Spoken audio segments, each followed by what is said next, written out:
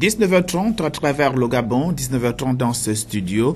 Nous sommes le lundi 8 janvier 2018. Mesdames et messieurs, bonsoir et bienvenue à cette principale édition d'information de la soirée à forte connotation sociale.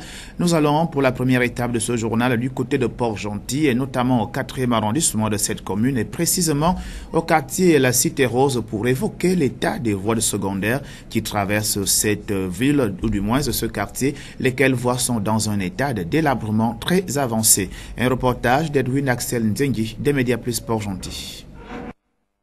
Les voies de communication secondaires et les blocs de béton situés aux abords du canal de la cité Marcossé, communément appelée Cité Rose, dans la partie du 4e arrondissement de la commune de Port-Gentil, ne cessent de se dégrader depuis ces 3 dernières années à cause du phénomène de l'érosion. Je demande au pouvoir public, quand on peut construire une route, on doit la réparer après.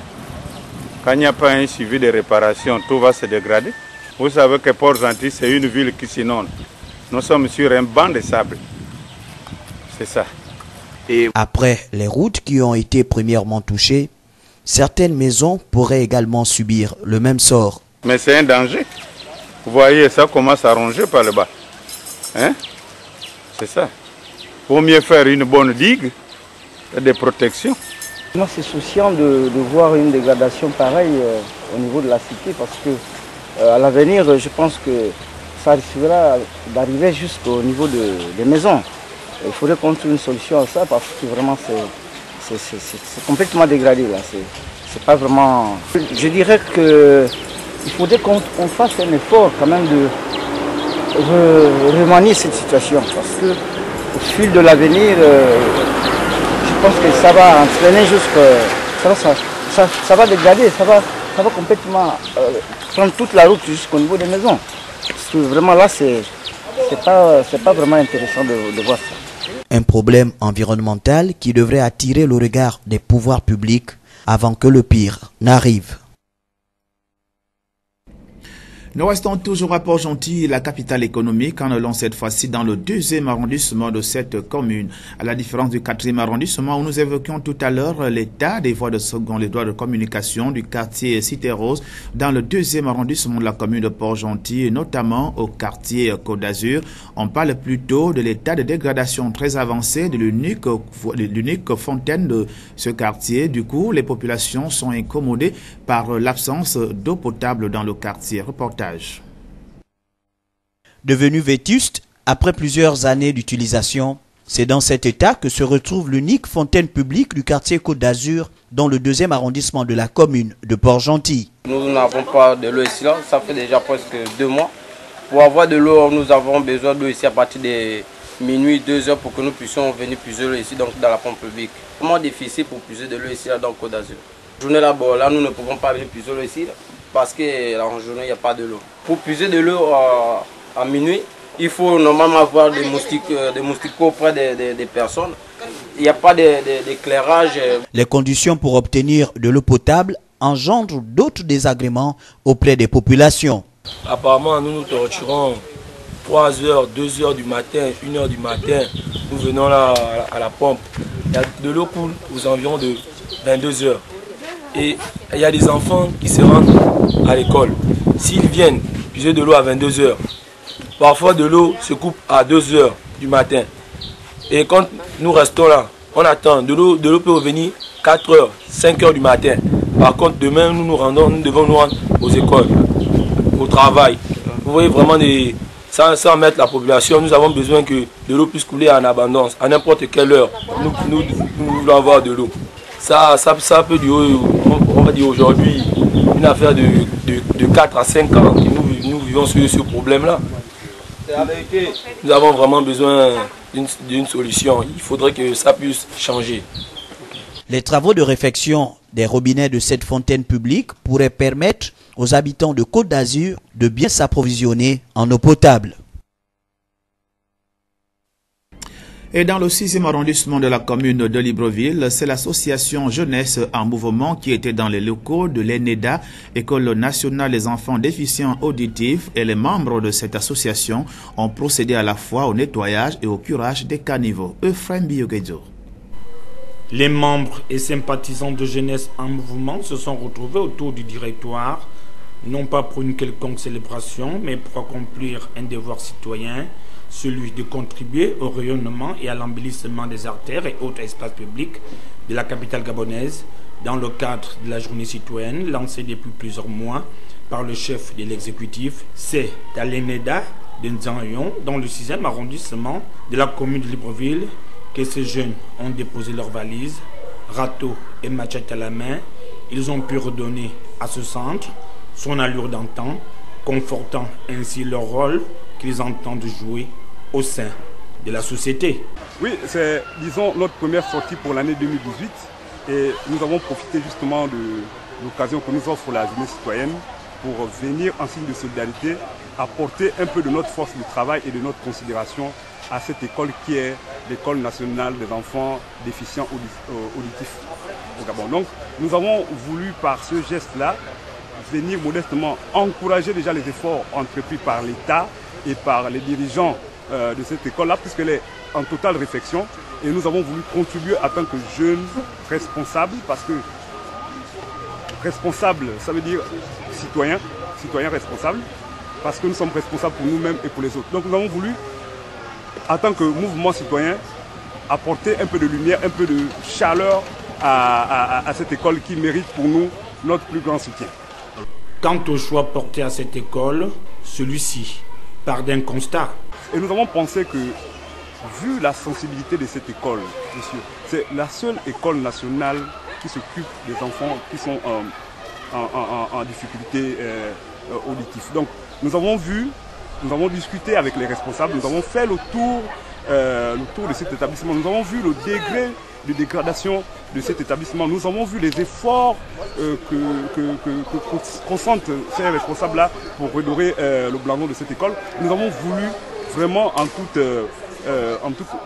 humilité, en toute modestie, venir apporter un peu de notre soutien aux efforts déjà qu'ils ont commencé à entreprendre. Cet élan de solidarité porté à l'endroit de cette communauté devrait interpeller toutes les bonnes volontés.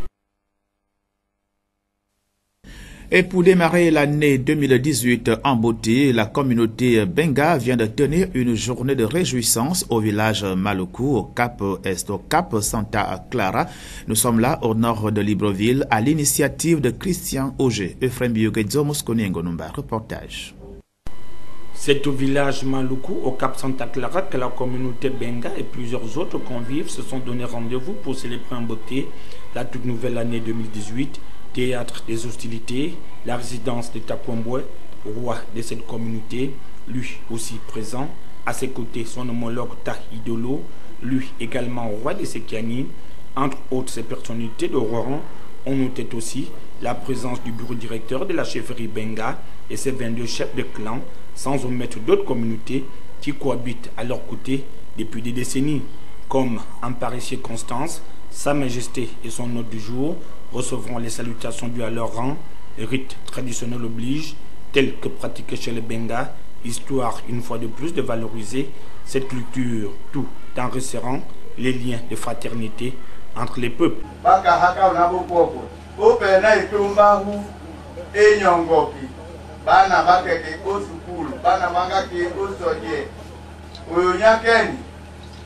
Via na kona tena uchaka wabitu wakalina wige boite na nguli wabendi bokote na mamweti memutu wetu alogwa boko wakani londa kani mboka jahuja ehikia pongo tekane yango nalangwana edi pongo ya binga na mbiku. Face à l'assistance émue, le roi de la communauté Benga procédera à la présentation de Christian Auger, l'auteur de cette rencontre festive, lui qui a eu cette idée de rassembler en un seul lieu tous les fils et filles de cette communauté autour d'un repas. Je sais qu'à Libreville surtout, on connaît qu'il y a une race qu'on appelle Sekiani et Benga. Et à quelle heure? Mes frères, venez dire, continuez et respectez votre chef. Parce que dans un bateau, il n'y a pas deux chefs. Il n'y a qu'un seul chef. Comme ça, le bateau va tout droit. Mais je vous demande de continuer avec votre chef comme les Sekiani me font là-bas. On est en train de lutter. Donc, c'est ce que j'ai voulu vous dire. Merci beaucoup. Dieu va nous regarder et puis on va continuer. Et bonne heureuse année à tout le monde, les enfants, les petits-fils. Bonne heureuse année. Pour cette nouvelle année 2018, la communauté Benga est plutôt soudée. À l'adresse des vœux de Nouvel An à la Nation, le chef de l'État, Ali Bongo Ondimba, le 31 décembre 2017 dernier, a annoncé des mesures fortes qui concernent le secteur de l'éducation et ces mesures sont entre autres la réfection des écoles secondaires et primaires, soit au total près de 700. Notre rédaction est revenue sur cette décision en s'interrogeant si elle permettrait d'apaiser le climat dans le secteur de l'éducation. Sinon, fallait-il encore une décision supplémentaire qu'il fallait enjoindre à la réfection des écoles? Tentative de réponse dans ce regard de notre rédaction. Le volet éducation a constitué l'un des points focaux du discours à la nation du chef de l'État Ali Bongo Ondimba le 31 décembre 2017. Tout comme il l'a fait pour d'autres secteurs d'activité, le secteur éducation a bénéficié des intentions, sinon des mesures positives, dans les tout prochains jours.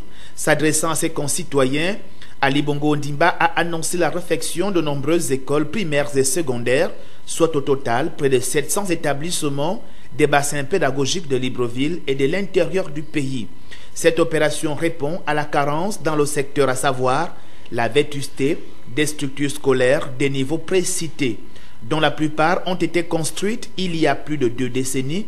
Reste alors à savoir si la réfection se limitera au seul aspect d'embellissement intérieur et extérieur des dites structures ou qu'elle consistera aussi à redimensionner ces structures d'accueil dont l'étroitesse, voire l'exiguïté, est à l'origine aujourd'hui des effectifs pléthoriques tant décriés par les structures syndicales et acteurs du système éducatif au Gabon. Une récrimination vieille de près de 2 décennies.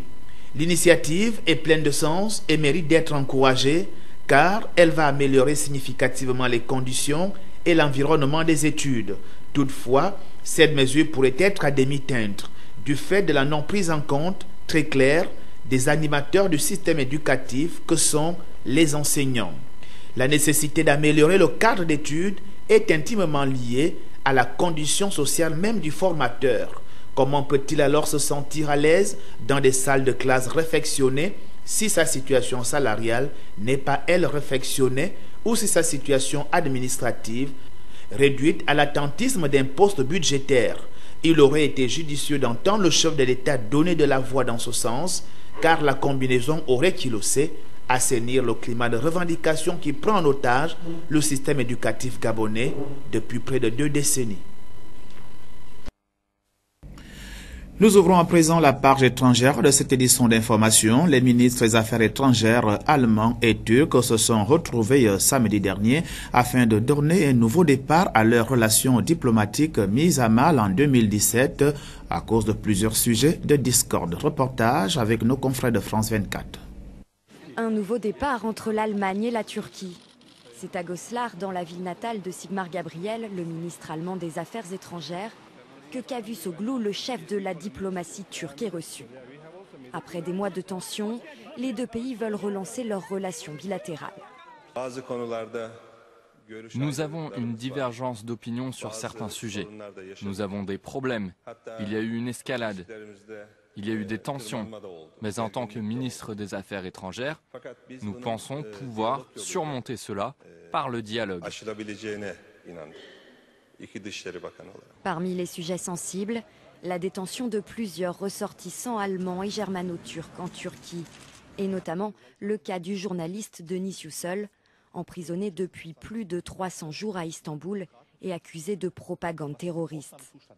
Berlin réclame depuis des mois sa libération, et selon Sigmar Gabriel, le sujet a été abordé sans plus de détails pour l'instant.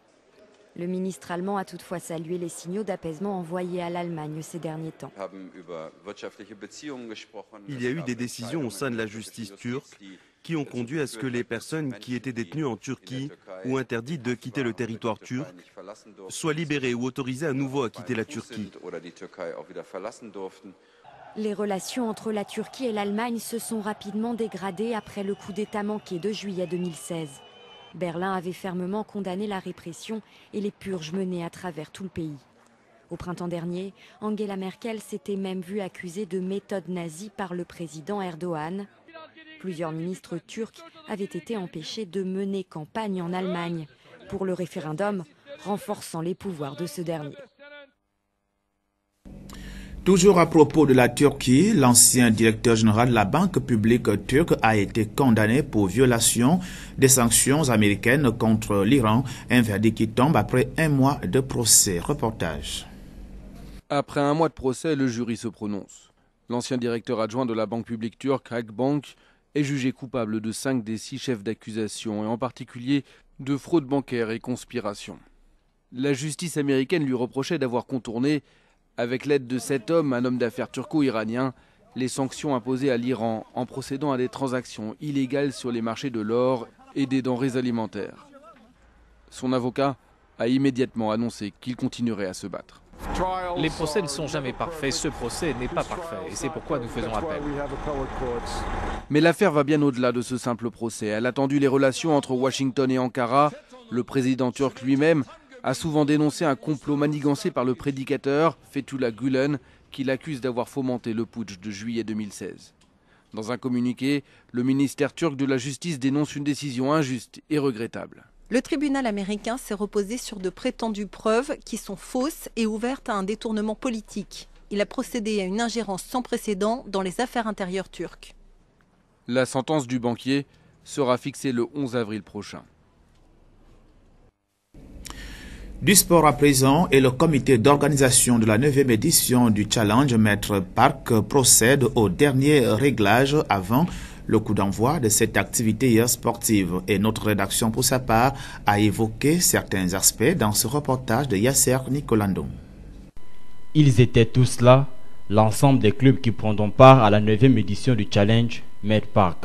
Kata, Punse, toutes des démonstrations techniques individuelles et par équipe étaient donc les éléments nécessaires afin de donner du tonus à cette journée. Une première partie de cette 9e édition qui semble déjà satisfaire l'ensemble des membres du comité d'organisation.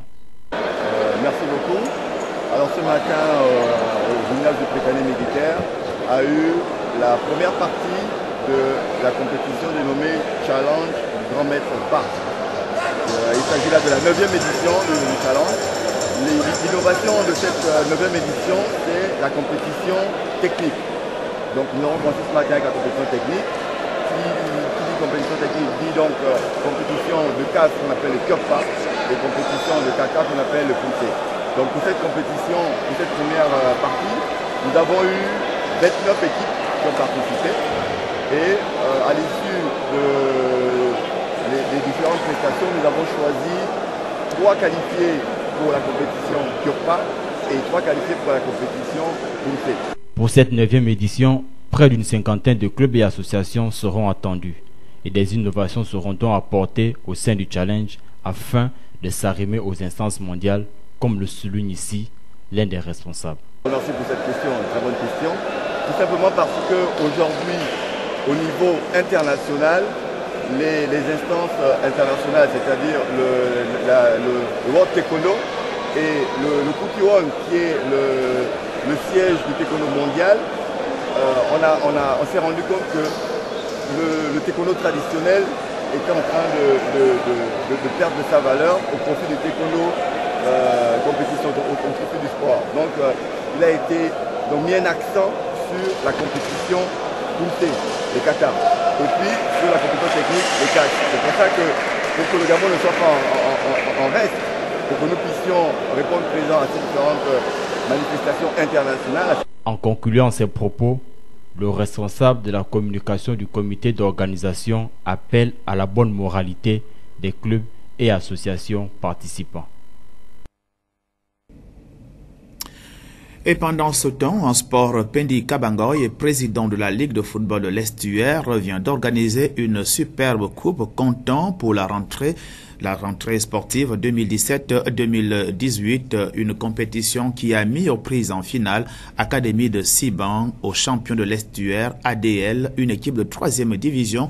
Il faut noter que toutes les catégories y étaient représentées. Mosconi Ngonomba, reportage. La Super Coupe de l'estuaire, et ce dans toutes les catégories, a bel et bien eu lieu au stade de Disngari-do Vendo, avec à l'affiche en Détroit du champion de la Coupe de la Ligue Académie de Siban, face au champion de l'estuaire ADL qui n'a pas effectué le déplacement, mais très vite remplacé par l'une des meilleures équipes du championnat Détroit, à savoir Coffin. L'équipe d'Académie de Siban, très enthousiaste à remporter cette finale, a donné du fil à retordre à son adversaire.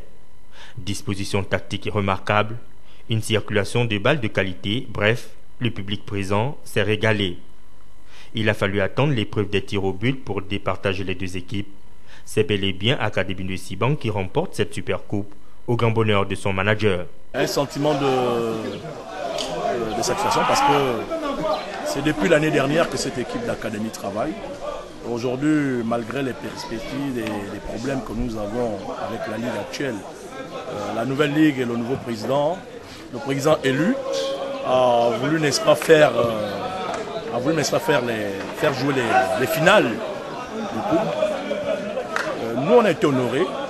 On a été honorés de l'appel du président pour venir jouer ces finales-là parce que nous sommes les champions de l'estuaire. En tant que champion de l'estuaire, on est surpris de ne pas participer, n'est-ce pas, à la ligue, au championnat de la ligue de l'estuaire actuelle. Cette ligue où nous, on ne se reconnaît pas. Cette ligue qui fonctionne actuellement avec beaucoup de problèmes. Bon, bref, nous, on n'est pas là pour jeter les épines sur l'un ou l'autre. Nous, on a été appelés pour jouer une finale, ce qui est tout à fait logique, parce que dès lors vous gagnez une coupe au cours d'un championnat, vous gagnez une coupe, vous êtes champion. Avant de démarrer le championnat, on se doit, n'est-ce pas, de faire jouer les finales. Et moi, je suis surpris que la ligue dite élue, qui fonctionne en ce moment, a même pu écarter, ils ont même pu écarter leurs champions de l'année dernière. Écarté complètement pour prendre des équipes qui sortent de nulle part, qui n'ont joué aucune sous-ligue, qui n'ont joué, ils se retrouvent comme ça en Détroit, ce qui n'est pas normal. Le problème du bicéphalisme qui règne au sein de la Ligue de football de l'estuaire, où l'on se retrouve avec d'un côté un président jugé illégitime et l'autre jugé légal par sa tutelle. Pour ceux qui refusent de l'admettre, le constat était plus que visuel au stade de Disngari-do Vendo. Les deux ligues étaient bel et bien présents sur les terrains de jeu. Des rencontres qui semblaient inévitables pour certains. Vous voyez, ce sont des équipes de la ligue qui jouent. Et comme quelqu'un le disait, pour jouer en 3e division, il faut passer par les sous-ligues. On ne part pas de nulle part pour venir s'inscrire dans les 3e divisions si on veut respecter effectivement les choses. Donc il y a des équipes qui souffrent aujourd'hui et qui n'ont pas commencé à jouer et qui ont envie de jouer mais qui souhaitaient que la situation soit réglée. Donc ici, malheureusement il faut le dire, les autorités du football et en tête desquelles la Fédéfoot n'ont pas joué leur rôle. La fédération, n'est-ce pas, d'emblée a reconnu un bureau et le ministère, par son représentant qui a assisté à l'élection de M. Mendy, on va dire en quelque sorte reconnaît ce bureau. Je crois qu'aujourd'hui, le bicéphalisme, il est là. Et j'espère que les autorités vont s'asseoir pour que ce problème soit réglé dans l'intérêt des footballeurs. Face à ce constat qui n'a d'ailleurs pas perturbé la bonne marche de ces rencontres de Supercoupe de l'estuaire qui a réuni tous les champions de toutes les catégories confondues qui se sont vus honorés de leur victoire par les représentants de la Ligue de football de l'estuaire en présence de son président qui lui a décerné aux champions de Détroit son titre sans doute mérité. Ainsi se referme cette édition d'information de la soirée. Merci de l'avoir regardé. Je vous retrouve demain à la même heure, s'il plaît à Dieu le Très-Haut.